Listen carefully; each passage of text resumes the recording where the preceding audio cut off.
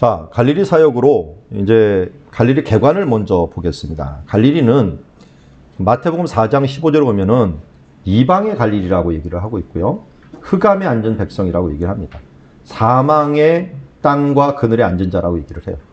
그만큼 어려운 땅이라는 거예요. 잘 봤더니 이 당시에도 데가볼리 이방인들, 사마리아, 베니게, 수리아 지역에 둘러싸여 있는 지역. 이방의 갈릴리죠. 이방 중에 있는 갈릴리. 거기다가 여기 뭐가 지난다 그랬어요? 해변길이 지난다 그랬죠. 해변길. 해변길이 지나기 때문에 해변길을 따라서 전쟁이 또 자주 일어나요. 그러다 보니까 맨날 짓밟히는 땅으로서 많이 사용이 되고 언급이 되는 것을 보게 됩니다. 자, 이 가운데서 해변길이 이렇게 지나는 길이 있는데 신약시대 때는 이 길이 이렇게까지 연결이 되죠.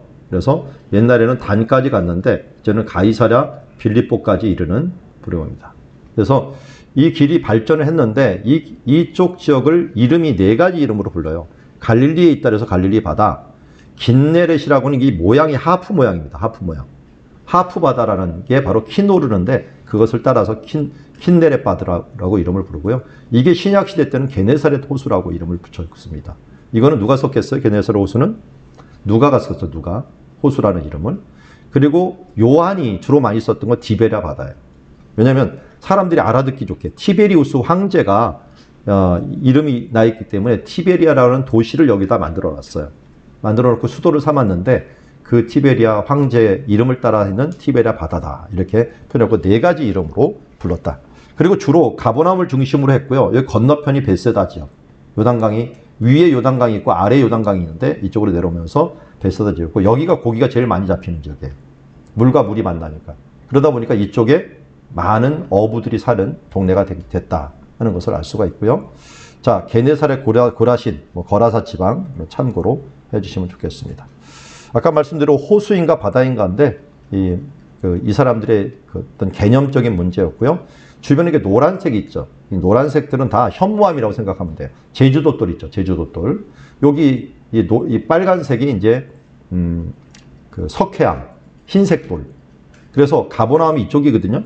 가버나움이 이쪽이니까 여기서 이 돌을 가져와 갖고 회당을 지었기 때문에 흰 돌 회당이 있고 나머지는 주변에는 까만 돌을 가지고 집을 짓는 것을 보게 됩니다. 자, 그래서 이방인에게 둘러싸여 있는 도시라고 하는 것들 여기 한번 보십시오. 여기가 방금 말했던 땅이 다 까만색이죠. 제주도돌이에요. 제주도돌 현무암. 그런데 여기만 하얗죠. 왜 그랬어요? 아까 돌을 가져다 멀리서 가져온 거예요. 이런 데서 가져온 거예요. 가져와서 이쪽을 그래도 뭐 10km 이상은 가져다가 만들어 놓은 것들. 왜 그럴까요? 회당이 중요하기 때문에 회당만 하얀색으로 딱 만들어서 눈에 띄게 만들었던 것이고 베드로가 이 근처에 살았대요. 근데 이렇게 가까운 곳에 살았으면 부자예요. 아니나 다를까 베드로도 배 주인이었어요. 그래서 끼리끼리 논다고 배 주인들끼리 놀아갖고 세베대의 아들들하고 노는 것 같아요. 세베대 아들들도 세베대가 배 주인이었죠. 그냥 굉장히 많은 배를 가지고 있었던 부자였던 것 같아요. 그래서 우리는 베드로를 가난한 사람으로 자꾸만 선입견을 갖고 있는데 베드로 부자였습니다. 이 당시에. 심지어 어떻게 했어요? 장모님 모시고 있었어요. 장모가 자기 집에 있었다니까요. 장모님이 있어갖고 예수님 보고 고쳐달라고 했던 것을 보게 됩니다. 아내도 있었어요. 그래서 사도 바울이 내가 게바처럼 아내를 데려가 다닐 권한이 없겠느냐 이런 표현을 쓴 거면 아내도 있었어요. 베드로를 갖다가 괜히 결혼 안 하는 사람처럼 치는데 천주교 뭐가 착각을 하고 있는 것 같아요. 이런 부분들은. 아내도 있고 같이 다녔어요. 자, 본 동네라고 취급한 것이 바로 이 가버나움이고 위로의 마을이다. 나훔이라고 하는 선지자 있죠? 그 나훔의 이 나훔이에요. 나훔. 위로의 마을. 나훔 선지자. 예수님의 사역이 위로의 사역이었죠, 사실은. 자, 그래서 이제 1년 차 예수님의 사역이고 1년, 2년, 3년 차 상반기까지 하셨는데 그 부분도 결국 2년 반 정도, 길게 잡으면 3년 정도, 만 3년 정도 사역을 하셨는데 예수님 원래 동네는 나사렛이었죠. 나사렛에서 사역을 하셨습니다. 나사렛에서 바로 오셔서 먼저 성경을 읽으시고 이사야 글을 읽으시면서 주의 성령이 내게 임하셨다라고 하면서 당신이 어떤 분인가 하는 분들 여기서 사역을 알려준 거죠. 이제 하실 일들이 뭐냐면 가난한 자에게 복음을 성령님이 이어서 가난한 자에게 복음을 전하시고 나를 보내사 포로된 자에게 자유를 눈먼 자에게 다시 보게 함을 눌린 자에게 자유를 선포하는 주의 은혜의 해를 선포하려 함이라 라고 이야기합니다. 예수님이 오셔서 이제 갈릴리에서 바로 이 일들 선언하였죠. 그러면서 하실 일들이 무엇인가를 우리에게 잘 알려주었습니다. 사람들이 받아들이지 못하고 여기에 있는 지금 이 뒤에 여기 꼭대기 있는 게 이 부분인데요. 이런데 끌고 와갖고 낭떠러에서 밀어뜨리려고 했는데 예수님이 거기서 그냥 나왔다는 것을 보게 됩니다. 뭐 권위로 나왔거나 어떤 사람은 그러더라고요. 안식일인데 안식일에 걸어야 될 거리를 넘어버렸다. 그래서 예수님이 아마 너희들 너무 많이 걸어온 것 같다. 2000규빗 넘었다. 그래서 그냥 갔을 것이다. 이렇게 얘기를 하는 사람도 있습니다. 자, 갈릴리로 갔습니다. 갈릴리로 가서 먼저 하신 일 중에 하나는 네 제자를 부릅니다. 네 제자. 누굴까요? 베드로, 안드레, 야고보, 요한. 이렇게 네 명을 이제 고기 잡는 데서 부르시고, 그 다음에 그 귀신 들린 자를 고치시고, 베드로의 장모, 열병 고치시고, 나병 환자 고치시고, 중풍병자 고치시면서 병을 고치는 것을 보게 됩니다. 그분으로 한번 가보죠. 그분. 그리고 예수님이 제일 많이 말씀을 드렸던 고라신, 가버나움, 벳세다, 이 트라이앵글 지역이 예수님이 말씀을 제일 많이 전한 곳이에요. 그런데도 제일 안 들었죠. 그래갖고 저주를 내렸던 지역 중에 하나입니다. 자, 먼저 이 게네사렛 호숫가라고 하는 곳에서 말씀을 전하시는데요. 이 말씀을 전하실 때 사람들이 무리가 몰려오니까 어떻게 했어요? 예수님은 게네사렛에 서서 있다가 나중에는 배를 타십니다. 배를 타요. 안 되겠어 갖고 배를 타셔갖고 말씀을 전하는데, 이때 이제 잘 아는 대로 배가 이렇게 몰려 있으니까 배를 타셨는데, 이게 뭘 지금 상징하느냐면 원형극장 원리를 생각하시면 돼요. 여기 경사지가 있으니까 원형극장이 되어버린 거예요. 여기가 극장이 되고, 여기에 서면요 아침에는 바람이 바다에서 육지로 이렇게 불어요. 그러니까 마이크가 필요 없어요. 여기는 이 바람 따라서 사람들한테 다 들리는 거예요. 수천 명이라도 상관없어요. 이건 제가 실험해 봤어요. 사람들을 갖고. 저녁에는 반대로 이렇게 돼요. 100m가 떨어져도 상관이 없어요. 다 들립니다. 그래서 예수님, 이 원형 극장 원리가 이거예요. 원형 극장은 바닷가에 대부분 있고, 바닷가에 있으면서 바다에서 불어오는 바람을 사용해 갖고 사람들이 이야기할 수 있도록 그렇게 합니다. 그래서 극장을 마이크 없이도 할 수 있도록 그렇게 장치를 만들었는데, 예수님 그런 것들을 굉장히 잘 이용한 거죠. 이게 아침부터 낮에까지는 이렇게 돼요. 밤이 되면서 방향이 바뀌는 겁니다. 그러니까 여러분들은 뭘 하시면 되냐면, 예수님이 바닷가에 서셨다 그러면 아침이구나, 이렇게 아시면 됩니다. 산에 올라가 앉으셨구나, 저녁이구나, 이걸 아시면 돼요. 그걸 예수님 아주 적절하게 잘 사용했던 거예요, 지형들을. 자, 그리고 여기 배 탔던 베드로에게 어디 가서 그물을 던지라 했어요? 가서 깊은 데 가서 그물을 던지라. 깊은 데가 한 50m 정도 되거든요. 뭐 그렇게 깊지는 않아요. 그곳에 그물을 던지는데, 이때는 깊은 곳에서 그물을 던질 이 상황이 아니었는데, 지금 해가 떴기 때문에. 그런데 던졌더니 그야말로 많은 고기를 잡게 된 거죠. 지금도 이 게네사렛 지역에 가면요, 2000년 전에 배가 발견이 됐어요. 이게 어떻게 됐냐? 진흙 속에 파묻혀 있던 것들이 이 가뭄이 되면서 드러난 거예요. 그리고 그걸 그냥 빨리 방부 처리하고 해갖고 지금 남겨놓은 배들, 이 지금도 예수님 시대 때 배, 아마 예수님 탔을지도 몰라, 이 배는. 지금 게네사렛에 있는 배니까요. 그런 배를 탔고, 이걸 만들었던 모양, 나무, 종류 이런 것도 다 거기다 전시해놨어요. 그러니까 이 정도의 크기를 탔겠다 하는 것을 우리가 알 수가 있고, 예수님께서 어부들을 특별히 많이 불렀어요. 그래서 사람 낚는 어부가 되라고 했고, 그리고 물고기를 많이 잡으면서 사람 낚는 어부가 이제 되라고 얘기를 했습니다. 자, 그리고 나서 예수님이 또 누구를 부르냐? 마태를 부르죠. 마태가 세금 거두는 사람이었어요. 두 가지 어떤 가능성이 있는데요. 고기 잡을 때 세금 걷는 사람이 될 수도 있고요. 여기가 국경이 있었어요. 국경이 뭐냐면 분봉왕끼리 국경이 있는 거예요. 이쪽은 헤롯 안티파스고, 이쪽은 헤롯 빌립이라고 하는 지역이 있었는데, 요단강 내려오잖아요. 그리고 벳세다가 이쪽에 있고, 이쪽이 가버나움이에요. 그러니까 둘 간에 왔다 갔다 할 때 여기에 뭐 세관이 있는 거죠. 국경세를 받는 거죠. 그러면서 아마 마태가 있었을 가능성이 높습니다. 근데 이 사람이 알페의 아들 레위라고 얘기를 하잖아, 레위. 그럼 레위 지파일 가능성이 높은 거예요. 근데 뭔가 레위 지파에서 쫓겨난 것 같기도 하고, 뭔가 뭐 부모님이 뭐가 됐는지 어떻게 갖고 살 수가 없으니까 세리라도 해갖고 먹고 살아야 되니까 아마 이 길 온 것 같아요. 그런데 이 사람이 어렸을 때는 그래도 레위인이었기 때문에 어떤 특징을 있으면 성경을 외우고 있었어요. 레위인의 특징은 뭐냐면 사법부거든요. 사법부. 그러니까 어려서부터 성경을 계속 외워요. 그리고 재판을 해줄 수가 있으니까요. 그러다 보니까 구약 성경을 제일 많이 인용한 사람이 복음서에서 제일 많이 인용한 사람이 마태예요. 마태는 구약에 무슨 말씀이 일어난다, 무슨 말씀이 일어난다 하는 것들을 너무 적절하게 인용하고 특별히 세리에다 보니까 꼼꼼해요. 이게 어디 대칭이 되는가. 그래서 이 마태의 신학이 정말 꼼꼼하고 탄탄합니다. 그래서 이 설교는 설교대로 모아놓고 또 사건은 사건대로 모아놓고 그 흐름들을 딱 잡아놓은 것을 보게 됩니다. 자, 예수님께서 이제 나를 따르라 했는데 이 사람이 따르라고 하고 세리와 죄인들이 함께 잡수시는 자리에 초청을 합니다. 초청을 했고 식사를 하니까 다른 사람들이 이제 놀란 거죠. 다른 사람들 절대 죄인이나 이런 사람하고 식사 안 하니까. 그런데 예수님이 건강한 자는 의사가 쓸데없고 병든 자를 쓸데있니라 하면서 내가 죄인을 부르러 왔노라 하면서 마태와 함께 식사를 나누면서 예수님을 사요. 이것 때문에 어떻게 보면 예수님이 자꾸만 이 바리새인들이 기대를 했어요. 우리의 메시아, 우리의 구세주가 되는 거 아니냐 했는데 이런 전부터 좀 삐그덕거리기 시작하다가 나중에 빵 터진 거는 안식일 문제죠. 안식일 문제 이런 부분들에서 이 바리새인하고 틀리게 생각을 했습니다. 먹는 문제가 이들에게 굉장히 중요했습니다. 왜냐하면 식사는 예배라고 생각을 했어요. 실제로 쿰랑 공동체도 보면은 최고의 이 징계가 뭐냐면 식사 자리에서 쫓아내는 거예요. 같이 식사 못하게 만드는 거예요. 사실 구약시대 때 예배가 뭡니까? 제사를 드리고 나서 함께 식사하는 거거든요. 근데 그 식사 자리에서 없다는 것은 출교나 마찬가지예요. 그러다 보니까 세리들은 식사를 절대 같이 안 했어요. 이 로마 편에 들고 이 죄를 진다 해서. 그래서 예수님의 근데 예배를 잘 보면요. 예수님이 예루살렘에 가서 양을 드렸다 뭐 했다 말 안 나와요. 근데 뭐는 많이 나오냐면 식사했다. 그러고 보니까 예수님이 남겨놓은 우리의 예배의 가장 큰 원형이 뭐냐면 최후의 만찬이에요. 최후의 만찬은 식사예요. 성찬식.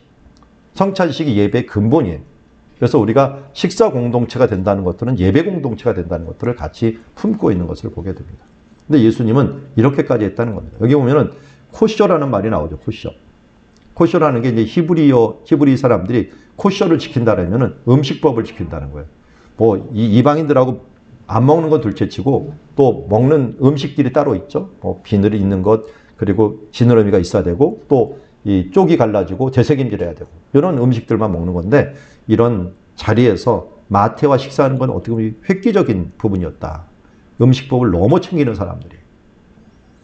자, 가버나움에 들어갔습니다. 거기에 안식일에 회당에 들어가 가르침에 귀신 들린 자를 고치기도 했고요. 여기 귀신 들린 자, 병자 모든 사람들을 데리고 오니 예수님께서 고쳤습니다. 예수님께서 어떻게 보면 안식일에 일을 제일 많이 합니다. 가르치는 것들과 병 고치는 것들 이런 부분들을 제일 많이 행하시면서 아버지가 일하시니 나도 원하신다. 일하신다. 이것 때문에 바리새인들하고 계속 부딪히게 됩니다. 이들의 전통에서는 병 고치는 거 왜 해야 되느냐. 이거 하지 말아야지 하면서 부딪히게 되는 것들을 보게 됩니다. 실제로 자기네들은 자기 양이 구덩이에 떨어질 때 끌으면서 너희들은 이런 지금 병든 사람 고치는 것들에 대해서 이 수십 년을 갖다가 사탄의 굴레에 있는 사람을 끌어내는 게 왜 문제냐 하면서 얘기하지만 이해하려고 들질 않죠. 자, 그러면서 예수님께서 여기에서 나오셔갖고 베드로의 집으로 들어가셔갖고 바로 열병, 베드로의 장모 열병을 고치시는 것을 보게 되고요. 그 손을 만지시니 열병이 떠나갔더라. 근데 예수님이 손을 만진다라는 표현들을 쓰고요. 조금 있다가는 또 기도하러 가셔요. 새벽 기도 누가 만들었느냐? 예수님이 만들었죠. 새벽에 밝기 전에 예수님께 기도했으니까 우리도 같이 예수님의 제자라면 하루에 처음은 하나님께 무조건 드리는 시간들을 해야 돼요. 처음 계획을 설계도를 안 보고서 건물 짓는 사람 있습니까? 근데 우리가 하루를 하나님께서 주신 설계도 말씀을 보고 기도하면서 주님께 의논하고 시작을 해야 될 거 아니에요. 하루를. 그렇지 않고 그냥 되는 대로 살아가는 사람 있으면 이거는 그야말로 이 노동 그냥 일꾼 품꾼보다 못한 사람이죠. 일단 하나님이 우리에게 계획을 하시는 그분에게 물어보고 기도하고 말씀 보고 이거에 따라서 가야 되는 게 당연한 것입니다. 예수님도 사실은 우리가 일반적으로 예수님이 기도할 필요가 있었어요? 다 아시는 분이잖아요. 근데 왜 기도를 했을까요? 기도는 대화예요. 여러분 누구하고 대화가 잘 됩니까? 제일 친한 사람하고 대화가 잘 돼요. 예수님은 하나님하고 대화가 제일 잘 됐어요. 그러다 보니까 대화를 자꾸만 생각을 해야지 내가 간구하는 것만 생각하다 보면 기도를 왜 예수님 기도했나? 이렇게 생각이 드는 거예요. 예배가 뭡니까? 예배를 예수님께서 성전을 보고 내 집은 기도하는 집이다. 그 예배의 요소를 보면 크게 두 가지밖에 없어요. 올려드리는 거, 받는 거. 이게 대화거든요. 찬양, 기도, 하나님께 올려드리고, 헌물, 하나님께 올려드려요. 하나님의 말씀 드는 거예요. 그래서 저는 예배 가운데서 제일 건강한 예배는 올려드리는 거 반, 받는 거 반. 이렇게 하면 좋겠다 하는 거예요. 잘 보면 대부분 그래요. 찬양이나 이런 거 하는 시간하고 설교하는 시간하고 반반. 이렇게 하면은 대부분 이게 대화가 되는 거거든요. 그래서 예배는 하나님과의 대화하고 또 하나님과의 식사 자리입니다.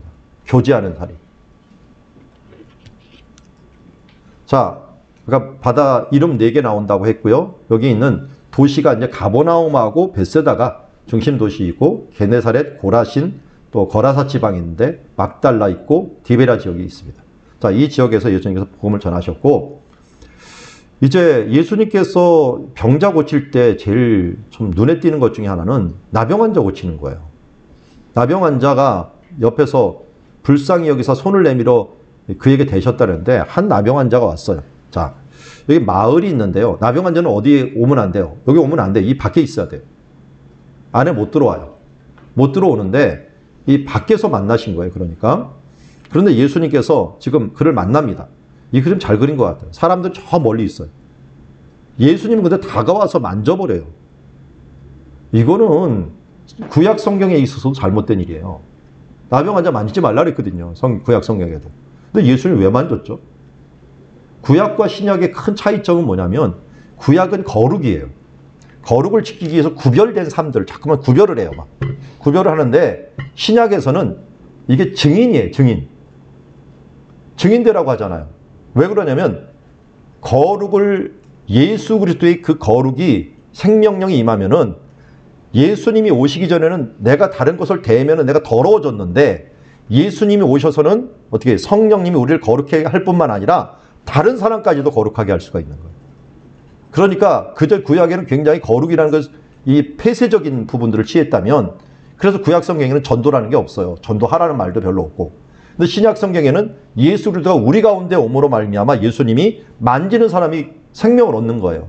깨끗함을 얻는 거예요. 그러니까 우리는 성령의, 그래서 예수님이 사명을 줄 때 성령이 너에게 임하시면 너희가 권능을 받고라는 거예요. 권능 먼저 안 받으면 그 다음 증인 못 돼요. 권능을 받고 그 다음에 내가 예루살렘과 온 유대와 사마리아 땅끝까지 내 증인이 되라 라고 말하는 거예요.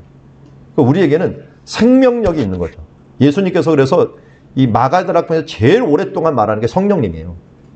요한복음 13장, 14장, 15장, 16장, 17장 모두 다 성령님 얘기, 하나님 얘기하면서 성령을 받으면은 그 권능을 받고 내가 나가서 증인된 삶을 살 것이다 하는 부분을 얘기했는데 여기서 그걸 보여주는 거예요. 예수님은 생명의 주라는 것. 심지어 나병 환자뿐만 아니라 이들을 만져주는 일들이 왜 굳이 만질 필요가 있었는가? 이건 사랑이에요. 아마 나병 환자는 예수님이 만져갖고 병이 안 났더라도요. 너무 감사했을 거예요. 제가 이걸 깨닫고는 제가 안수기도 많이 합니다. 제가 별로 손 능력이 없거든요. 근데 뭐는 심어주려고 하냐면 사랑은 심어주려고 그래요. 그냥 같이 아파하면서 기도하는 것만으로 사람은 충분해요. 그런데 하나님의 은혜가 있으면 거기에 그 마음이 함께 통하면서 하나님의 능력이 나타나면서 나을 수도 있는 거겠죠. 그런데 우리가 정말 중요한 건 뭡니까? 나아도 또 병들 텐데요. 정말 중요한 건 사랑 아니겠어요? 그 마음에 서로 사랑이 주어지는 것들이 더 중요하기 때문에 예수님은 의도적으로 안 만져도 됐지만 다 모든 사람들을 만지면서 병을 고치는 모습을 보게 됩니다. 이게 사랑의 터치라고 얘기할 수가 있어요. 그리고 지금 대선한다고 하는데 국회의원이나 대선할 때 반드시 하는 게 있죠. 악수. 이상하대요. 심리가. 그 사람하고 악수한 사람은 그 사람을 뽑게 된대요. 이게 피부 접촉이. 그래서 옛날에 뭐 손이 닳도록 다 막 인사하는 거예요. 안 되면 주먹이라도 대고서 어떻게 하면은 나 그 사람하고 손 댔어. 같이 피부 맞단 사람이야. 그럼 이 투표장에서 할 수 없이 그 사람 치면 되는 거예요. 내가 만났는데 내가 만졌는데 어떻게.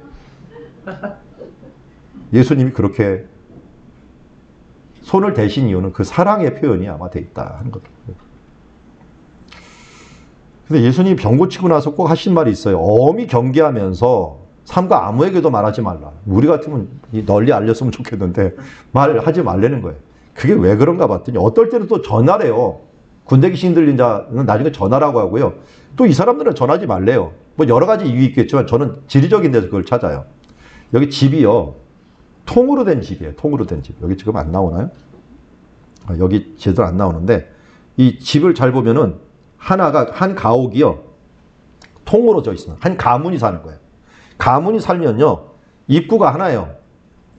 뭐 불나고 뭐면 좀 갈 때도 있는데 올라가는 옥상은 있어도 나가는 입구가 하나예요. 거기다가 이 집이 길쭉해요. 이 종려나무 잎사귀를 여기다 이렇게 올려놓는 거. 비가 별로 안 오니까 그냥 이슬 정도 피하고 비 오더라도 그렇게 큰 지장은 없으니까 이걸로 올려놓습니다.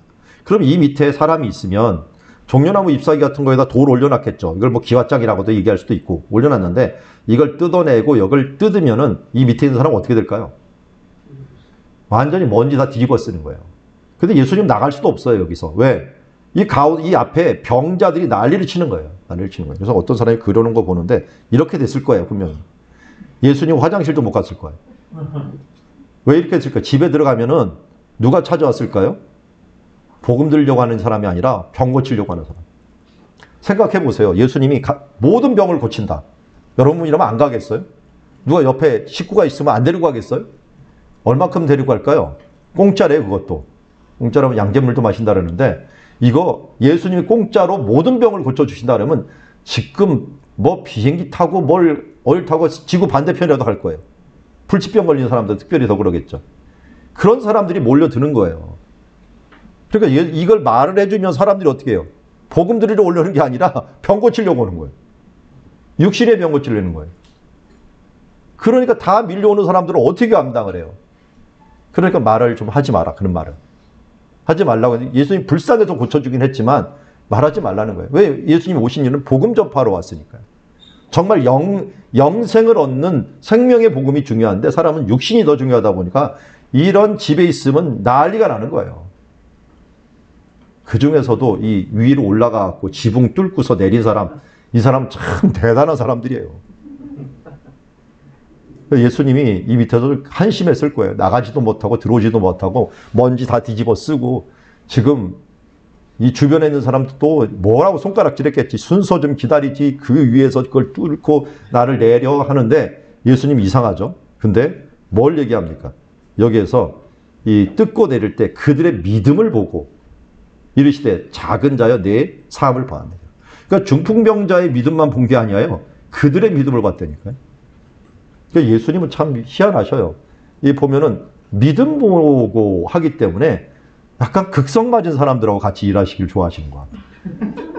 이게 점잖은 사람들은 이 믿음에 대한 부분들 좀 의심스러울 때가 있어. 근데 믿음 있는 사람들은 물불을 안 가리고 막 그냥 뜯든지 막 부수든지 해서라도 어떻게 뭔가 하려고 하는 사람. 이런 사람들을 예수님이 보시고 이 친구들의 믿음을 본 거라니까요.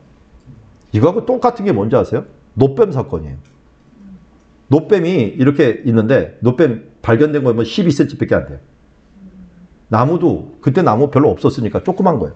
12cm인데 광야가 얼마나 넓어요. 사람들이 퍼져 있는 게 성경은 반나절 거리라고 했어요. 반나절 건 거의 10km거든요. 그렇게 펼쳐 있는데 노뱀 보면 산다. 그럼 어떻게 쓸까요? 그 조그만 뱀을 가까이 100m만 있어도 안 보여요. 그런데 반나절 10km까지 떨어지는 사람이 있으면 뱀 물렸는데 어떻게 거기까지 걸어가요? 그럼 어떻게 할까요? 이 친구들처럼 필요한 거예요. 친구들이. 안 물린 사람 들고 가야 되는 거예요. 그들이 그걸 보면 믿는다는 걸 믿어준 사람이 데리고 가는 거예요. 그러니까 혼자 믿는 게 아니라 같이 믿는 거예요. 함께 믿어갖고 구원을 받은 게 노뱀 사건입니다. 여기서도 마찬가지예요.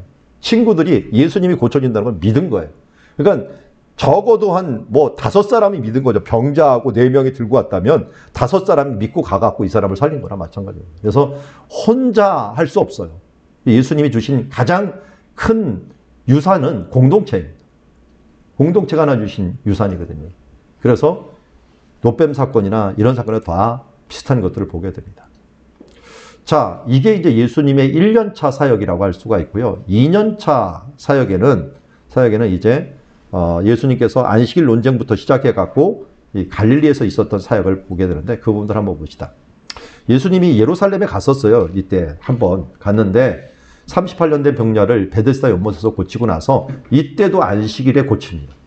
그러고 또 난리가 났어요. 안식일에 왜 고치느냐 했는데 갈릴리에 오셨는데도 또 사람들이 안식일에 제자들이 밀을 비벼갖고 먹는 거 보고서 뭐라 그러는 거예요. 그래서 이 길을 열면서 이삭을 자르니 바리새인들이 예수님께 보시어 저들이 어찌하여 안식일에 하지 못할 일을 하나이까. 그랬더니 예수님이 뭐라냐면 다윗이 자기와 함께 있는 자들에게 먹을 것이 없어 시장할 때 한 일을 잃지 못하였느냐라고 하면서 아비아달 때 그가 들어가서 제사장에게서 먹어서는 안 되는 진설병을 먹고 또 함께한 자들에게 주지 아니하였느냐. 그럼 이게 안식이라고 무슨 상관이에요? 이게 안식이라고 무슨 상관이라고? 성경을 보면 흐름이 이상해요. 안식일은 못할 일을 하나이다라고 했는데 예수님께서 이 예를 왜 드냐고요. 이거는 흐름을 모르면 이해를 할 수가 없어요. 여기 사무엘상 21장에 보면은 그 제사장이 했던 이걸 먹는 진설병 더운 떡을 드리는 날에 물려낸 것을 먹는다 그랬는데 더운 떡을 드러낸 날이 뭐냐면은 레위기에 보면은 안식일마다 이걸 하라는 거예요. 그러니까 다윗이 언제 들어가서 이걸 먹었냐면 안식일에 들어가서 진설병을 먹었다는 거예요. 근데 진설병 먹은 거하고 또 안식일하고 무슨 상관이 있냐라고 한다면 요게 문제예요. 이게 함께한 자들에게 주지 아니었느냐. 이게 바리새인이 세운 율법 중에 하나가 뭐냐면 전통이잖아요. 전통이 뭐냐면 내가 배고프면 남의 집에 들어가서 떡을 먹을 수 있느냐? 그게 안식일을 범하는 거냐? 범하지 않는 거냐? 범하지 않는다. 먹을 수 있다. 다윗은 안 범한 거예요. 진설병 먹었으니까. 뭐 제사장이 먹는 것들과 상관없이 먹었는데 문제는 안 돼. 요거예요. 그런데 그걸 가지고 밖에 나와서 다른 사람을 주면 어떻게 되느냐? 이건 안식일을 범하는 거다. 일하는 거다. 자기네들이 이걸 정해놨어요. 정해놓은 걸 갖다가 예수님이 지금 비판하는 거예요. 다윗이 그렇게 했는데 그러면 다윗도 진설병을 먹고 이걸 어긴 일이냐라고 하면서 얘기하는 거예요. 이거 배경을 몰라버리면 이게 안식일과 무슨 상관이 있느냐를 모를 수가 있는 거예요. 그러니까 이게 깊은 거예요. 레위기도 이해를 해야 되고 사무엘상도 이해해야 되고 지금 예수님의 말도 이해를 해야 되는 것이라고 할 수 있습니다. 그리고 바리새인들의 전통도 알아야 되는 거예요. 간단하게 넘어가지만 이런 일들 때문에 예수님이 계속 안식일 문제에 부딪히면서 바리새인들하고 정말 안 좋은 원수까지 돼버리는 일들을 봅니다. 자기네 전통 잘 지킬 줄 알았는데 그거가 벗어나 있거든요. 자, 그러면서 예수님께서 이제 사역하시는 게 2년째 사역하는 게 보이는데 먼저 안식일 논쟁을 하고 12제자를 부르고 산상수훈을 이때 말씀하셔요. 1년 차에 말씀하는 게 아니라 산상수훈 말씀하시고 백부장의 하인을 고치는 일들을 행하시죠. 그리고 나서 예수님이 나인성 과부 아들을 살리기 위해서 저 밑으로 내려갑니다. 아마 예루살렘에 갔다 온 일인데 그 갔다 온 일들을 자세히 기록하지는 않고 이 다볼산 있는 데서 보고 살리는 이야기를 합니다. 그리고 나서 예수님이 처음으로 데가볼리 지방으로 갑니다. 데가볼리 지방으로 건너가는데 풍랑을 만나고 그것을 잠잠케 하시고요. 도착했더니 군대 귀신 들린 사람을 만납니다. 그를 고치시고 고치게 만들고 돌아옵니다. 돌아와갖고 여기에서 야이로의 딸, 이 죽은 자를 살리고 또 여기 앞에 또 뭐가 있었어요? 혈루증 앓던 여인, 그 여인이 또 예수님의 옷자락을 만져 살고 하는 표현들이 있죠. 그리고 나서 예수님께서는 2년차 사역 때 이 나사렛 방향으로 가서 여기서 배척을 받습니다. 그리고 나서 12제자를 파송을 합니다. 여기까지가 예수님의 2년차 사역이에요. 2년차 사역. 자, 이 부분들을 한번 보았으면 좋겠어요. 자, 예수님께서 먼저 이 제자를 불렀다 그랬잖아요. 12제자를 불렀다 그랬잖아요. 12제자를 1년 차에 부른 게 아니에요. 1년 반이 지나고 난 다음에 세례받고 1년 반이 지나고 난 다음에 불렀어요. 다만 1년 때에도 이미 같이 다니는 제자들이 있었어요. 그 중에서 보는 거죠. 그 중에서 불렀는데 어떻게 불렀느냐? 기도하시고 얼마 동안 밤이 새도록 기도하셨다. 이게 전능하신 하나님인데도 불구하고 이렇게 열심히 기도하고 신중하게 사람들을 골랐다라고 하는 거죠. 그리고 12명씩 택하고 그를 아포스톨로스, 보내심을 받은 자라고 하는 사도라고 이름을 붙이고 그들에게 뭘 하시겠냐면 함께하는 일, 임마누엘이죠. 그리고 전도하는 일, 그리고 권능을 주는 일도 함께 해주셨습니다. 이 제자들이 그러니까 사명이 있어요. 먼저 주님과 함께 동행하는 삶이에요. 그리고 전도하는 게 그들의 사명이고 또 하나는 하나님의 능력 있는 삶, 나사렛 예수 그리스도 이름을 가지고 능력 있는 삶을 살도록 하는 것입니다. 자, 그 중에서 제자 중에 좀 특이한 사람이 있어요. 마태, 세리, 제국주의예요. 제국주의자, 로마 편이에요. 로마. 여기 열심당 시몬, 이건 완전히 독립투사예요. 그래서 로마를 제국주의를 죽이려고 하는 사람들이에요. 칼 들고 다니면서 죽이려고 하는 사람. 이 두 사람이 만나면 사상이 완전히 틀려요. 마태는 우리가 로마의 지배를 받으니까 좀 그 사람들하고 연합을 하자 하고요. 열심당 시몬은 아니다. 우리가 그들을 무찔러야 된다. 그래서 옛날 일본의 순사하고 독립투사하고 싸우는 격이 돼버려요. 우리는 이 사람이 옳다라고 생각을 하지만 이 세리 마태도 뭐 우리가 그 이데올로기 갖고 말할 수는 없는 거예요. 그런데 이 사람들이요, 여기서 예수님의 제자가 될 수 있는 이유가 있을까요? 모두 다 사상이 너무 틀려요. 그럼 교회에서 정당 얘기하지 말라 그러죠. 정치 얘기하지 말라. 이상하게 정치가 다 틀려요. 사람들 성향이. 좌파 우파가 있어요. 근데 이걸 얘기해버리면 어떻게 되는 거예요? 서로 다름이 표시가 나요. 다름이. 그런데 여기서 예수님이라는 한 분이 계시니까 예수님 바라보니까 이 사람들이 하나가 되는 거예요. 예수 안에서 하나가 되는 거예요. 정말 세상에서는 정말 원수였던 사람이 예수를 바라보면서 예수 안에서 하나가 되는 역사가 일어나요. 이게 예수님의 제자들의 삶이다 하는 것을 보여주고 있습니다. 그래서 우리가 이제 팔레스타인하고 유대인들 보면요, 정말 이건 화해를 할 수가 없어. 제가 거기서 유학을 했지만 싸우면서 화해를 할 수 없는 그런 관계예요. 서로 너무 상처를 줬어. 그런데 어떻게 가능하느냐? 이들이 예수 안에서는 하나 돼요. 원수도 사랑할 수 있으니까요. 예수님 바라보면서 하나가 되는 것을 보게 돼요. 그래서 이 사탄을 이기고 분열을 이길 수 있는 유일한 길은 예수 그리스도를 서로 바라보면서 그 예수 그리스도를 쫓아가려고 하고 자기 십자가 지려고 하다 보면 하나가 되는 것을 보게 됩니다. 예수님께서 이제 산상수훈을 말씀하셨어요. 산에 올라가 앉으신 시간 언제라고요? 네, 저녁이 다 돼가 온 거예요. 그래서 뭐 얘기합니까? 빛 얘기하잖아요. 빛. 여기서 세상의 빛이라. 빛 얘기하는 것들은 이 산에, 여기 디베라인데요. 산에 동네가 있어요, 주로. 그러니까 거기서 빛 비추는 걸 보면서 이건 저녁이구나 하는 걸 알 때, 빛이 바람이 이렇게 붑니다. 그래서 이제 저녁이 되면, 저녁이 막 바뀔 때, 아마 4시 정도가 되면 바뀔 때 이제 해가 막 지기 직전에 바뀌게 되는데요. 여기서 우리가 잘 아는 것처럼 복의 개념이, 예수님이 첫 번째 이 설교가 설교의 복. 근데 무슨 복이냐? 가난한 자가 복이고, 애통하는 자, 온유한 자, 의에 줄이고 목마른 자, 긍휼히 여기는 자, 마음이 청결한 자, 화평케 하는 자. 우리가 생각했던 것하고 완전히 틀려요. 이게 다 뭐예요? 안 보이는 것들이에요. 이상하게 하나님께는 영이시라고 했지만 하나님이 좋아하는 것도 안 보이시는 거예요. 하나님이 가장 원하는 게 열매가 있을 거 아니에요. 그 열매 중에 성령의 열매예요. 성령의 열매 다 뭐예요? 사랑, 희락, 화평, 오래 참음, 자비, 양성, 충성, 온유, 절제. 다 뭡니까? 안 보이는 거예요. 그래서 사람들이 자꾸만 보이는 걸 만들려고 그래요. 보이는 것들은 하나님께 남는 게 아니에요. 하나님께 남는 것들은 보이지 않는 인격적인 삶들, 주님과 함께 하면서 자연스럽게 생기는 그런 삶들, 주님을 추구하는 삶들, 이런 삶들 것만이 남는다는 것을 우리에게 이야기하고 있습니다. 세상의 소금이라고 했는데요. 여기서 말씀을 전하셨으면요. 요 앞에 어부들이 막 물고기를 잡기 전에요. 뭘 하냐면 물 위에 이런 물 가둬두는 곳이 있어요. 거기다가 소금을 풀어 놓습니다. 이 소금은 어느 소금이냐면 사해 소금이에요. 염의 소금. 그 소금은 불순물이 많이 들어가고 덩어리 소금이거든요. 녹여 갖고 해야지 그걸 다 먹으면 배탈 납니다. 불순물이 많아요. 광물질도 많고.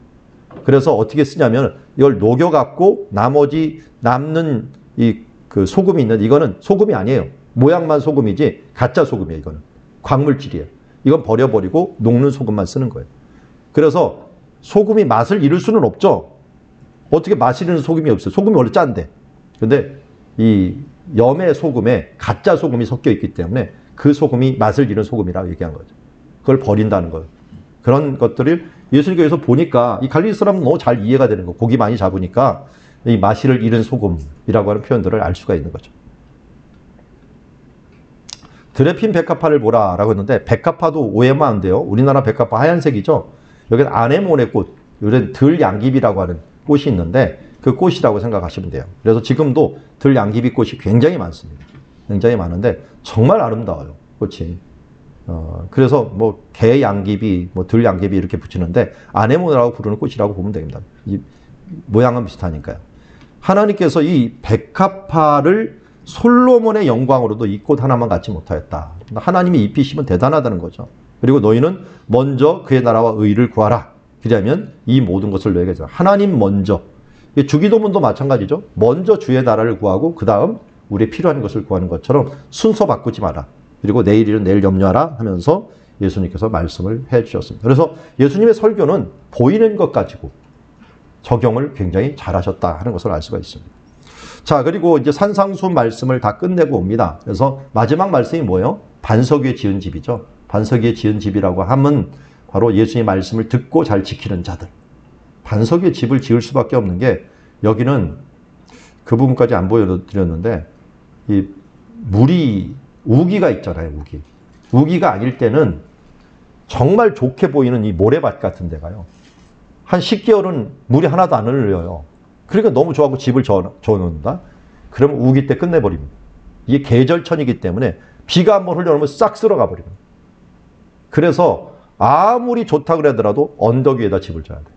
그렇지 않으면 그 와디라고 알려진 그 넓은 천에다가 썼다가는 갑자기 물이 창수가 나서 없어지는데 바로 우리가 말씀을 듣고 지키지 않는 사람들은 뭐예요? 모래 위에 집을 짓는 자고 아무리 힘들더라도 반석 위에 집을 짓는 그 사람들처럼 말씀을 지키는 자. 말씀을 지키는 게 힘들다는 거죠. 그만큼. 자, 이렇게 말씀하시고 나서 가버나움에 내려갔는데 누가 나왔습니다? 백부장. 백부장이 나와갖고 내 하인을, 참 대단한 사람이죠. 자기도 아니고 하인을 고쳐달라고 하고 그러면서 예수님이 가시려고 했어요. 손으로 원래 만져가고 사랑을 해주시니까. 그런데 이 백부장이 그냥 말씀으로만 하옵소서. 말씀으로 하옵소서 라고 합니다. 그럼 무슨 원리를 적용시킵니까? 군대 원리를 적용해요. 내 아래 군사가 있는데 내가 하라면 하고 가라면 갑니다. 이거 예수님이 권위가 있으니까 그냥 명령만 하십시오. 자, 군대 원리를 갖다가 지금 병 고치는 원리로 제대로 적용한 사람입니다. 군대 원리를. 우리나라도 한때 교회가 부흥할 때 군대 원리가 많이 작용을 했어요. 지금은 그렇게 했다 큰일 나지만 어쨌든 이때는 군인 정치들이 있었는데 이런 군대 원리를 잘 적용했다라고 할 수가 있습니다. 그걸 뭐라고 그랬어요? 믿음. 내가 이스라엘에서 아무에게도 이만한 믿음을 보지 못했다라고 이야기하고 있습니다. 자, 그리고 나서 예수님께서 나인성을 가셨다 그랬거든요. 나인성에 가서 고치셨는데 아마 이거 예루살렘으로 내려가는 길일 거예요. 이쪽에서 내려가는 길에 나인성 만나는데 이 사람이 아들 한 명만 있었는데 이 아들을 갖다가 나인성에서 고치는 것을 보게 됩니다. 그런데 이 나인성 고칠 때요. 여기가 나인성이고요.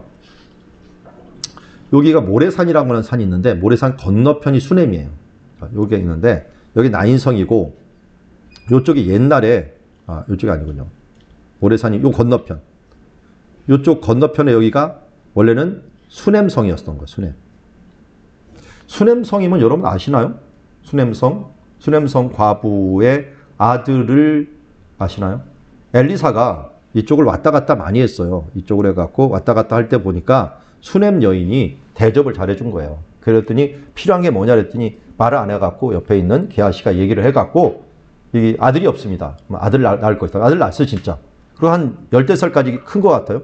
그러다 갑자기 머리가 아프다 죽어버렸습니다. 그러자 이 여인이 엘리사한테 찾아갔고 엘리사가 가갖고 어떻게 했습니까? 그게 누워갖고 그를 살리죠. 그래서 엘리사가 살린 첫 번째 인물이에요. 살아서 살린 첫 번째냐 마지막 인물이 수넴 아들이에요. 근데 예수님이 그 건너편 산 요 나인성에서 살리시는 거예요. 그런 걸 보면은 엘리사가 지난번에 아까 말씀드렸죠? 나의 하나님 구원이시다. 예수님 구원이시다. 근데 생명 살리는 일들을 바로 이렇게 행하시는 것들이 엘리사가 행한 일을 예수님 옆에서 또 행하심으로 생명을 살리는 주님이라는 걸 알려주고 있습니다. 이게 가능했던 게 이 당시에는 관이 없었어요. 관이. 세마포만 두르고 하루 만에 장사를 지나다 보니까 청년아 일어나라 해서 그 관이라고 얘기를 했는데 이 정식 뚜껑 있는 관이 아니에요. 이거는 그냥 나무 밑에 있는 대에서 그냥 일어나 버린 겁니다.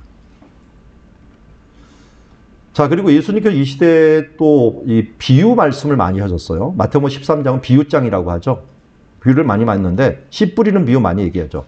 자, 여기가 갈릴리고요. 이쪽이 제주도예요. 돌 보이시죠? 돌이 똑같아요. 그럼 농업도 비슷하다는 거예요. 그거 아시나요? 한라산하고 헐몬산하고 위도가 똑같다는 거. 예. 봐야겠네요. 아, 이게 서비스가 제가 인터넷에서 끊어나오고 그랬네요. 한번 다시 연결을 해서 보도록 하겠습니다.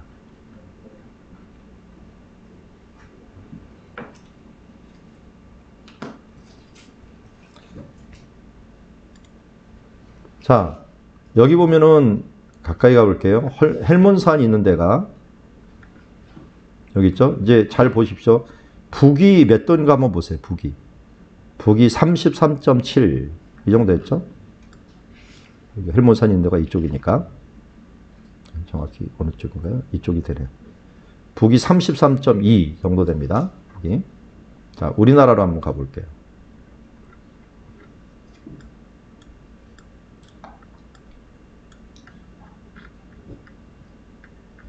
자, 여기 33.2 나오죠? 북위 33.2. 그러니까 위도가 우리나라에서 찍어갖고 한라산에 찍어갖고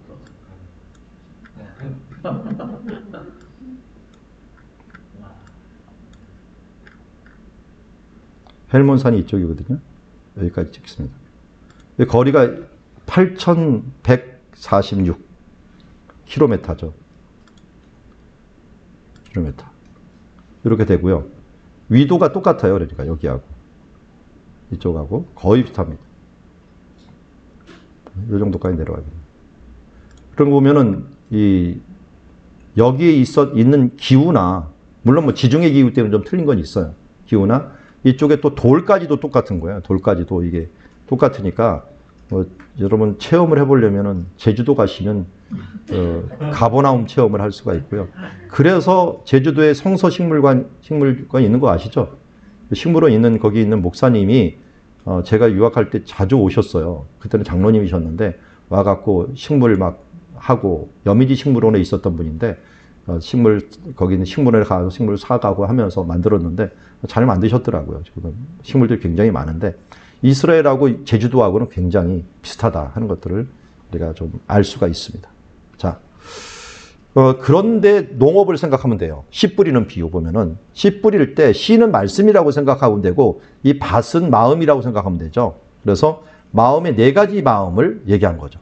그래서 돌짝 길가, 그리고 돌짝밭, 가시덤불, 옥토가 있는데 이것들은 뭐 당연히 이런 마음들은 어떤 거예요?